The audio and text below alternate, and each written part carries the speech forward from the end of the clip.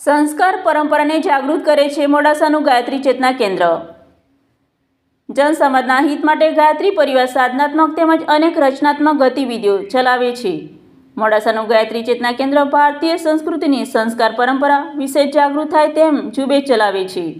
દર ગુરુવારે સવારે યજ્ઞ કર્મકાંડ સાથે સંસ્કાર આયોજન થાય છે, જેમાં નામાંકરણ, અન્નપ્રાશન, મુંડન સંસ્કાર, વિદ્યારંભ, ગર્ભ સંસ્કાર જેવા તમામ સંસ્કારોનો યજ્ઞ સાથે વિધિવત મંત્રોચ્ચાર સહિત આમ જનતાને નિઃશુલ્ક લાભ આપવામાં આવે છે, જેમાં દર ગુરુવારે મોડાસા સહિત ગામે ગામથી અનેક લોકો આ સંસ્કાર કરાવવા આવે છે।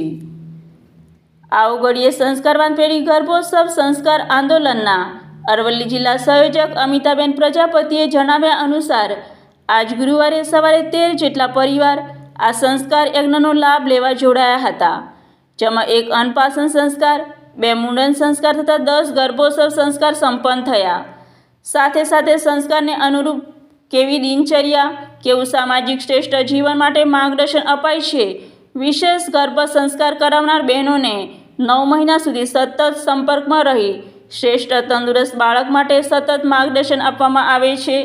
આ ઓગળીએ સંસ્કારવાન પેઢી ગર્ભોત્સવ સંસ્કાર આંદોલનની બહેનોની ટીમ આ સમગ્ર આયોજન સંચાલન કરી રહી છે, જેઓએ ગાયત્રી પરિવારના મુખ્યાલય શાંતિકુંજ હરિદ્વાર ખાતે વિશેષ પ્રશિક્ષણ લીધેલ છે। આજે રોહિણીબેન શર્મા, વૈશાલીબેન ત્રિવેદી તથા નયનાબેન જોશીએ આ સંસ્કાર કાર્યક્રમનું સંચાલન કર્યું હતું। Bureau report Jyothika Kharadi, Aravalli.